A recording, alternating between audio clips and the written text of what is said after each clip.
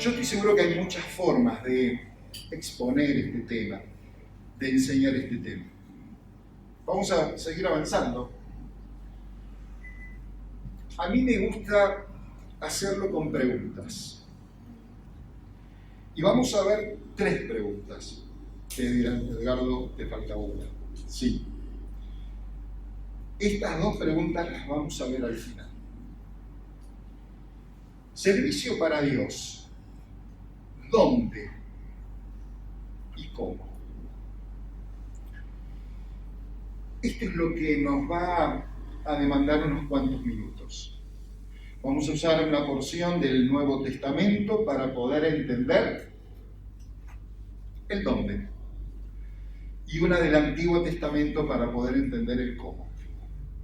Pero para llegar ahí vamos a necesitar una introducción. Así que seguimos avanzando. Y como introducción, me gustaría que hablemos un poco de la pandemia. Ustedes dirán, no, basta de pandemia. No quiero saber absolutamente nada de la pandemia, pero yo quiero explicarles que la pandemia afectó el servicio para Dios dentro y fuera del templo. La pregunta es, ¿por qué pasó eso? Puede haber muchas explicaciones. Yo encontré 4. Creo que hemos tardado en descubrir que Dios podía hablarnos en tiempos de crisis. Llegó la pandemia, nadie la esperaba. Teníamos el anticipo de lo que estaba ocurriendo en otros continentes. Pensamos que iba a durar poco. Sin embargo, no tomamos magnitud que era un tiempo de crisis. Tardamos en descubrir esto. Y como el tiempo se demoró, afectó nuestro servicio. Creo que también tardamos en percibir que Dios está a nuestro lado, está acompañándonos en cada una de las circunstancias que hemos tenido que atravesar en esta pandemia. Uno va a la Escritura y encuentra muchos siervos de Dios con experiencias personales con Dios. Y lo vemos a Dios manifestarse en valles, en montañas, en ríos, en la sequedad del desierto, en lugares cálidos o en lugares fríos.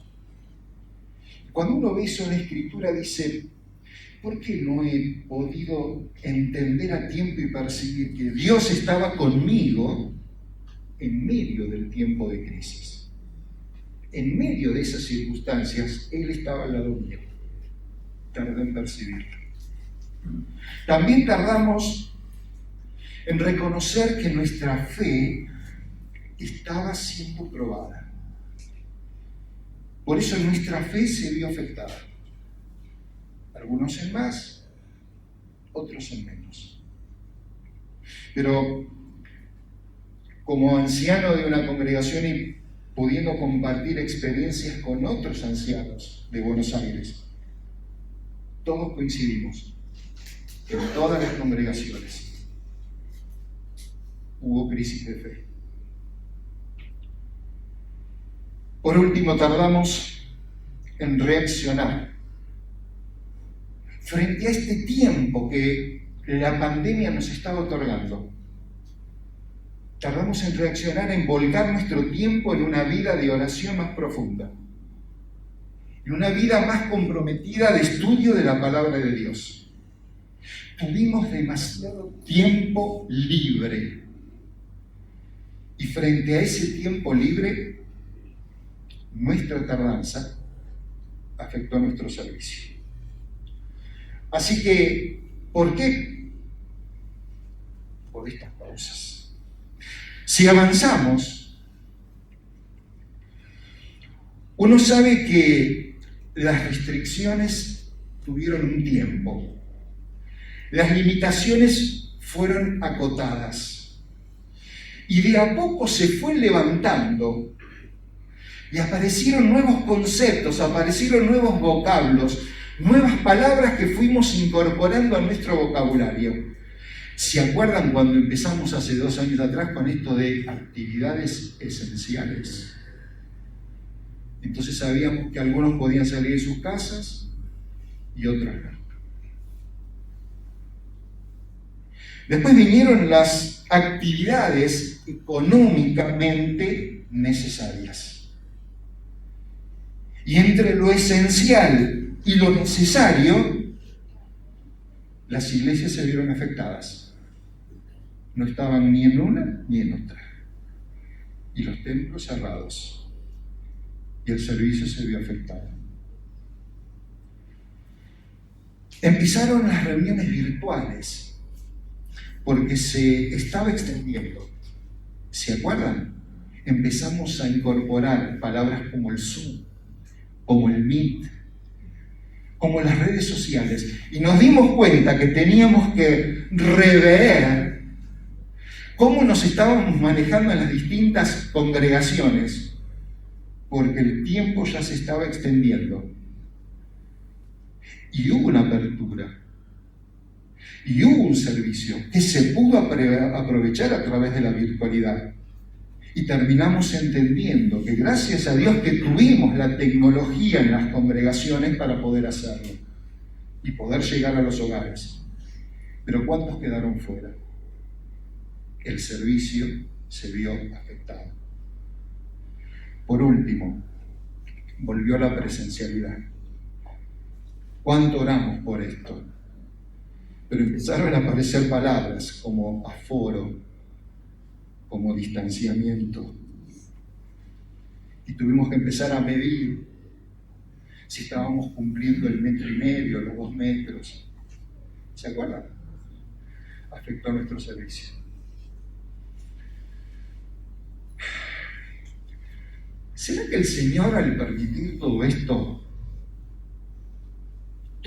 que ha sucedido, de alguna manera nos quiso ayudar para tener una visión diferente de lo que es el servicio? ¿Será que tal vez nuestra visión del servicio estaba muy limitada, muy acotada? Y el Señor permitió que a través de esta prueba que todos tuvimos que pasar, podamos comprender esta tercera pregunta. ¿Qué es servir a Dios? Y cuando uno entiende que servir a Dios es algo importante, es una consecuencia directa de la cruz de Cristo y de la obra de Cristo a favor de cada uno de nosotros. Pero me gustaría que si yo pensara en esta respuesta de qué es servir a Dios, creo que algunos utilizarían métodos diferentes para contestarme. Algunos amantes de las concordancias, ahora que las tenemos en los celulares, enseguida van a buscar en las concordancias y van a encontrar que hay más de 147 citas donde aparece la palabra servir y 82 citas donde aparece servicio. Y enseguida cada uno de ustedes podría tirarme un versículo de la Biblia. Por ejemplo, ¿quién me encuentre esa cita y la lee? Por favor, en voz alta. Josué 24:15.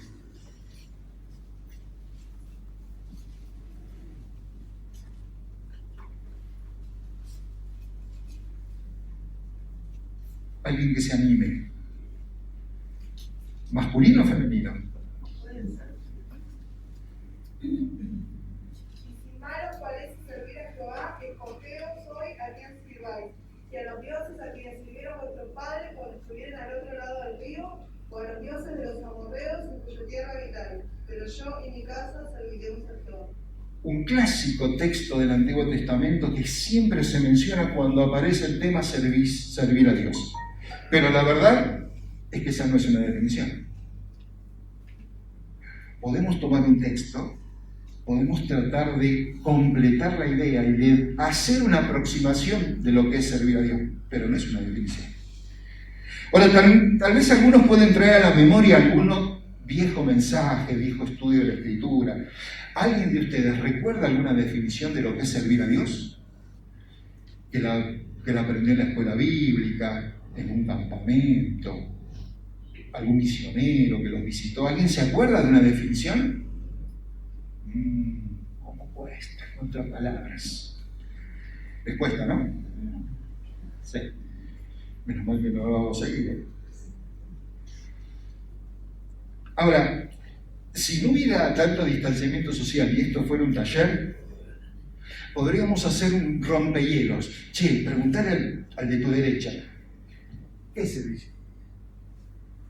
Y escucharíamos la respuesta de otro. Y sería bueno aprender en virtud de lo que otros sienten en cuanto a qué servicio a Dios. Y luego le preguntamos al de la izquierda, derecha e izquierda, y juntos tenemos una idea de lo que es servir a Dios. Pero eso no es una definición.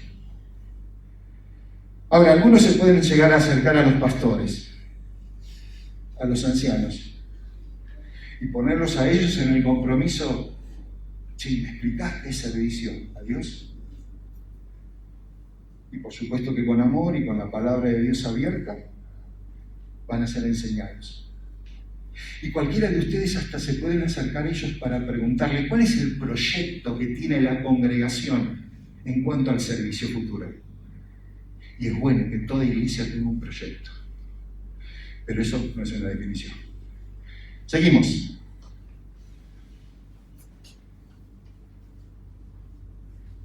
Frases para pensar. A veces en la escuela, yo soy docente, me gusta traer los temas con frases. No dándole yo las respuestas, sino que cada uno saque conclusiones. Servir es estar listos, ahí listos, para cuando Dios nos disponga, o que Dios esté presente en cada cosa que yo hago. ¿Qué les parece? Algunos dirán, por las dudas, ambas. ¿Cómo? De la primera, es una manera de entender el servicio pensando en mí. Cuando en realidad el servicio siempre tiene que estar pensando en Dios. Miren lo que dice 1 Pedro. Si alguno habla, hable conforme a la palabra de Dios. Levante la mano a los que hablan. El resto no habla, que señas. ¿Qué pasó? Levante la mano a los que hablan. Hay algunos tímidos que no levantan. Si alguno habla, hable conforme a las palabras de Dios. ¿Qué tenemos que conocer? La Biblia. Si alguno ministra, ministre conforme al poder que Dios da. Ustedes saben, 1 Corintios, capítulo 12. Pablo enseña que el Espíritu Santo ha repartido dones, talentos, capacidades espirituales, para que todos, absolutamente todos, podamos servir al Señor. No todos llamados a lo mismo, no todos a la misma tarea, pero todos capacitados por Dios para poder servir. Ahora bien, dice que ese que ministra, que sirve, sea conforme al poder que Dios da, para que en todo, ¿quién tiene que ser glorificado? ¿El que sirve? Dios. Dios tiene que ser glorificado. Pensar que yo estoy ahí listo es algo lógico. Pero yo prefiero pensar que Dios está en cada cosa que yo hago. En cada tarea que yo realizo. Sin importar dónde y sin importar cuándo. Dios está presente. Y a veces nos cuesta entender que eso es servir a Dios. Avanzamos, por amor al tiempo. De verdad, por amor a ustedes. Servir es someterse a Dios de forma tal que solo llame la atención su autoridad. O otra forma de verlo. Someterse a Dios de forma que los demás aprecien el valor que Dios tiene en sí mismo, que aprecien su excelencia y que descubran que es nuestro tesoro deseable. ¿Por qué sirvo al Señor? Y porque Dios me lo manda. Es cierto. Pero cuando yo sirvo al Señor, ¿qué estoy mostrando? ¿A un Dios que manda? ¿Estoy mostrando a un Dios que está haciendo uso de su autoridad? ¿No es mejor servir por amor? ¿No es mejor que cuando sirvamos estemos mostrando la excelencia y la maravilla de nuestro amado Salvador? ¿No es más hermoso cuando servimos dar a conocer al Señor a través del servicio? De modo tal que sea algo deseable, algo que anhelen aquellos que no lo tienen. Algo que aquel que no conoce al Señor diga, ¿qué tiene esta chica? ¿Qué tiene este joven? ¿O qué tiene este adulto? Que hace cosas que los demás no hacen. Pregunto, ¿eso no es servicio? Eso es servicio. Dice Marcos, capítulo 10, porque el Hijo del Hombre no vino para ser servido. Aquel que tenía toda la autoridad no vino a hacer uso de su autoridad, ni a demostrarla, aunque fue una credencial visible. Vino para servir y dar su vida en rescate por todos. Y acá llega un tema que merece hacer una pausa. Jesucristo es el Señor de todos nosotros. Cada uno de nosotros hemos conocido al Señor. Hemos disfrutado de su gracia. Hemos entendido las consecuencias de nuestro pecado. Cada uno de nosotros hemos tenido algún contacto personal con aquel que, estando en la gloria, vino a buscarme. No les pido una respuesta audible, pero sí tiene que haber una respuesta en el corazón, porque esto tiene relación con el poder servir al Señor. Seguimos avanzando, tercera y última frase para pensar. ¿Servir es pensar que Dios necesita de nuestras manos o nuestras habilidades aquí en este mundo? ¿O pensar que solo podemos servirle con todo aquello que llegue a nuestras manos, provisto por la fe en Dios? Muchas veces sentimos que Dios nos necesita. Y si bien es cierto, 1 Corintios capítulo 12, que de una manera maravillosa Dios quiso que la iglesia fuese el cuerpo de Cristo. Y cada uno de nosotros somos miembros de un cuerpo visible, del cual Cristo es la cabeza. Y el cuerpo se manifiesta a través de cada uno de sus miembros. Pero eso es muy lejos a pensar que Dios me necesita a mí. Dios no necesita a nadie. Ni Dios necesita nada de nosotros. Dice Hechos de los Apóstoles, ni es honrado por manos de hombres, como si necesitase de algo, pues Él es quien da a todos vida, aliento y todas las cosas. Yo puedo servir al Señor con la vida que Él me dio, con el aliento que Él me da y con todas las cosas que Él pone en mis manos, sean muchas o pocas, sean buenas o no tan buenas. Con todas esas cosas yo puedo servir al Señor. Avanzamos. Y ahí sí llegamos a la tercera pregunta. ¿Dónde servir? Queridos hermanos, la pandemia me hizo tener una visión tal vez distinta del servicio. porque yo ya no la podía hacer en el té. Pero miren lo que encontré en la Escritura, Efesios capítulo 6. Siervos, obedeced a vuestros amos terrenales con temor y temblor, con sencillez de vuestro corazón como a Cristo, no sirviendo al ojo como los que quieren agradar a los hombres, sino como siervos de Cristo, de corazón haciendo la voluntad de Dios. Sirviendo de buena voluntad como al Señor, y no a los hombres, sabiendo que el bien que cada uno hiciere, ese recibirá del Señor, sea siervo o libre.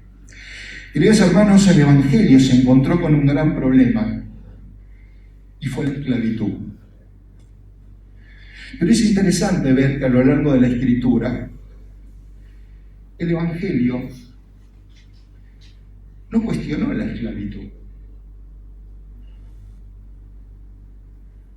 No buscó que la esclavitud desaparezca. Sin embargo, de una manera socavó sus principios. ¿Por qué? Porque trabajó en el siervo y trabajó en el amo. Cambió el corazón de uno y cambió el corazón del otro.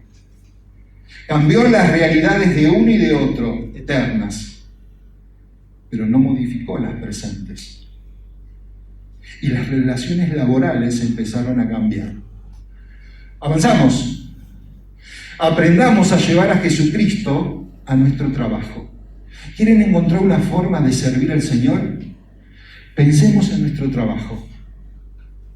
¿Qué cosa yo puedo hacer al Señor en mi tarea cotidiana? Ah, no, pero yo soy joven y voy a la escuela. ¿Y vos pensás que no podés servir al Señor en la escuela? No, yo soy ama de casa y me quedo en mi casa. ¿Y vos pensás que no podés servir al Señor cuando haces las compras? O cuando estás en tu casa haciendo las tareas de la casa, seas hombre o mujer, y tus hijos están presentes y te ven cómo desarrollar las tareas de la casa. ¿Con qué alegría? ¿Con qué actitud? ¿Con qué predisposición? Y aquellos que salimos a trabajar, ¿ustedes piensan que no podemos servir al Señor en medio de nuestros compañeros, de nuestros jefes? Ay, qué interesante pensar que nos dio una apertura primero en el trabajo, para que algunos podamos volver al trabajo, pero tal vez con una mente renovada. Avanzamos. Consideraciones para servir al Señor en mi trabajo. Destaco algunas de este pasaje de Efesios. Siervos, obedeced como a Cristo. Queridos hermanos, como a Cristo es una manera de cambiar toda nuestra perspectiva. Como a Cristo, no como quieren mis compañeros, no como quieren los sindicatos, no como quieren los jefes, como a Cristo.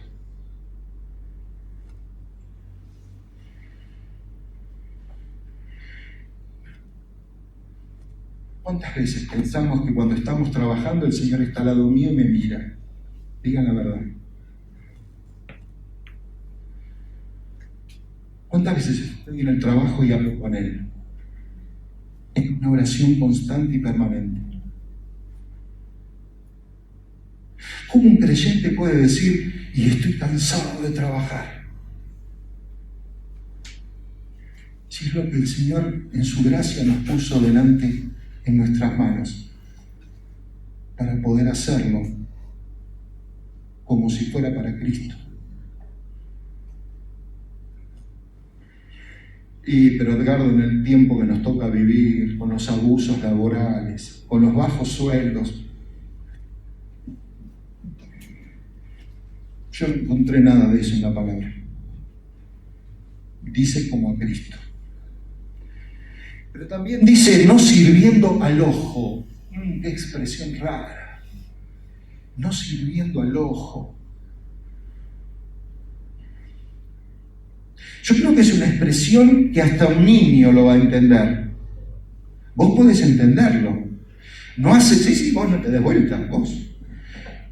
O a veces haces las cosas cuando mamá te mira. Y si mamá no me mira, no lo hago. Eso es servir como al ojo. ¿Cuántos trabajan de una manera cuando está el jefe y distinta cuando no está? Perdón, ¿y el Señor dónde está? ¿No puedo impactar a mis compañeros por mi manera de trabajar? Claro. No sirviendo al ojo. Haciendo la voluntad de Dios. ¿Y qué es hacer la voluntad de Dios? Y a veces hacer la voluntad de Dios implica ponerme en contra de algunas cosas de este sistema. Pero Edgardo, los trabajos son difíciles. Las situaciones son complicadas. Los sindicatos nos apretan. ¿Ustedes saben que hay sindicatos que de alguna manera persiguen a creyentes? ¿Sabían?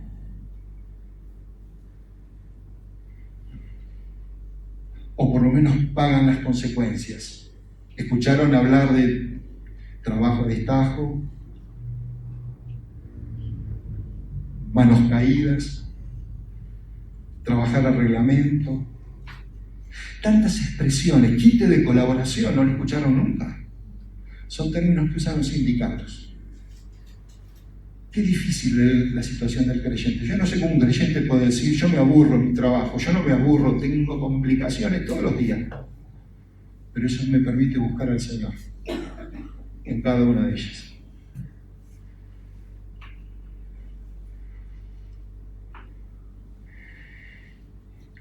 Ese recibirá el bien, sea siervo o sea libre. Es decir, el Señor no va a cambiar mi relación laboral, pero Él me asegura que Él me va a recompensar mi servicio. El bien, dice Pablo, el bien que vos hagas trabajando, el bien, lo recibirás del Señor cuando Él venga a buscar a su iglesia. Avanzamos por amor al tiempo.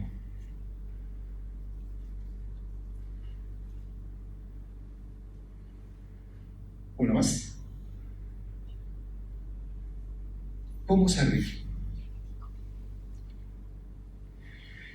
Para contestar esta pregunta voy a Levítico capítulo 21, verso 1. Y uno más. Y versículo 6. Jehová dijo a Moisés, habla a los sacerdotes, hijos de Aarón, y diles que no se contaminen. Verso 6. Santos serán a su Dios y no profanarán el nombre de su Dios, porque las ofrendas encendidas para Jehová y el pan de su Dios ofrecen. Por tanto, serán santos. ¿Cómo servir? Y yo usé una frase que el joven hermano que precedía la reunión utilizó: libres. Libres para servir. ¿Por qué es importante libres para servir? Porque el pecado esclaviza. Y Dios no quiere que le sirvamos el pecado. Dios quiere que le podamos servir en la libertad con que Él nos hizo libres en su Espíritu Santo. Siendo santos para nuestro Dios sin profanar su nombre. Avanzamos y vamos a explicar por qué es importante esto. Como ustedes saben, Levítico, este pasaje, fue dado a Aarón y a su familia. ¿Por qué Aarón y a su familia? Porque era la única familia que estaba autorizada por Dios para poder ejercer el servicio del sacerdocio. Ahora bien, si bien esta familia fue separada para poder servir, la familia era numerosa. Y no todos servían en el sacerdocio. O sea que había dos condiciones para poder servir. La primera, ser de la familia. Es decir, el nacer en la familia de Aarón los habilitaba para poder servir. Qué hermoso ejemplo de lo que el Señor ha hecho con cada uno de nosotros. Y hoy lo hemos visto. Y nuestro hermano también lo comentó. Mirad cuán amor nos ha dado el Padre, que nos ha hecho, nos ha llamado hijos de Dios. El joven hermano dijo, somos una nueva criatura, hemos nacido de nuevo. Esta nueva criatura, en esta nueva familia, nos permite tener una credencial. Soy hijo de Dios. Estoy habilitado para servir. Para. Había otra condición. Tenés que ser santo. Se pudrió todo. ¿Cómo es esto de ser santo? Y sí.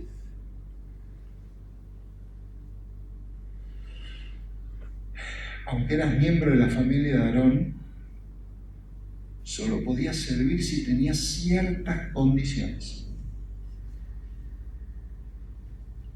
O sea que la membresía en la familia es por nacimiento, pero el servicio es por la calificación. ¿Qué es ser santo? Vamos a avanzar y terminamos.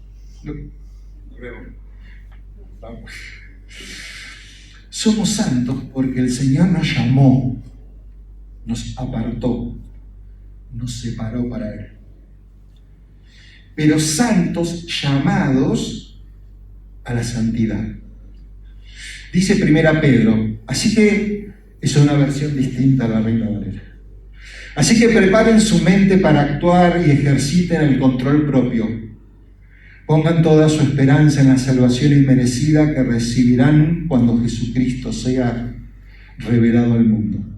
Por lo tanto, vivan como hijos obedientes de Dios. No vuelvan atrás a su vieja manera de vivir, con el fin de satisfacer sus propios deseos. Antes lo hacíamos por ignorancia. Pero ahora, sean santos en todo lo que hagan, tal como Dios, quien los eligió, es santo. Pero Edgardo, yo conozco al Señor desde hace muchos años y todavía no soy perfecto. No dice eso la Escritura. Dios me ve como santo porque me ve a través de Jesucristo. En su obra de redención, no solo me justificó, no solo me redimió, me ha santificado. Pero este santo es llamado por la palabra a la santidad, a esa decisión que yo tengo todos los días de ser como Cristo o de volver a lo que era antes, de dejar que el Espíritu Santo siga trabajando en mí, que esa nueva criatura se parezca cada vez más a Cristo. ¿Saben cuándo vamos a ser como Cristo? Cuando Él nos llame a su presencia. Pero mientras tanto, aunque yo no sea íntegro en todo, queridos hermanos, en el área que vos querés servir, tenés que ser íntegro. ¿Por qué? Hay un montón de preguntas. ¿Cómo voy a poder ayudar a alguien si no me he dejado ayudar por el Señor?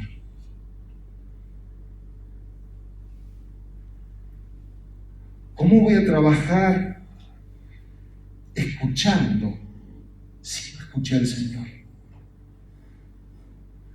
¿Cómo voy a poder servir dando consejos si primero yo no fui a la palabra de Dios a escuchar sus consejos?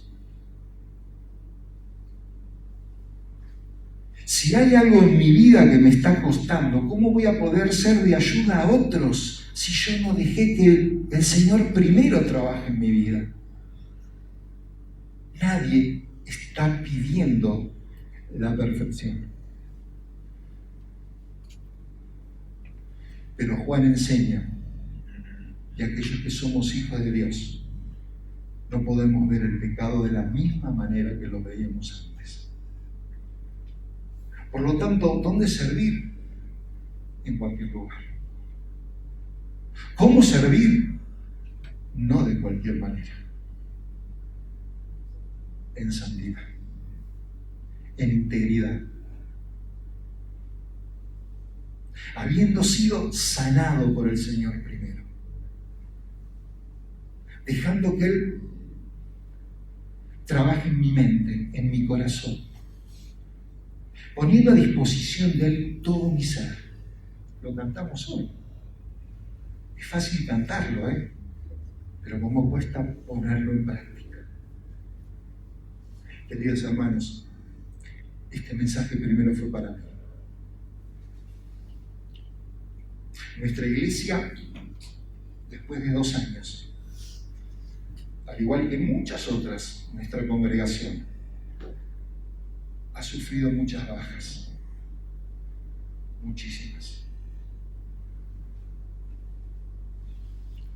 La fe fue probada.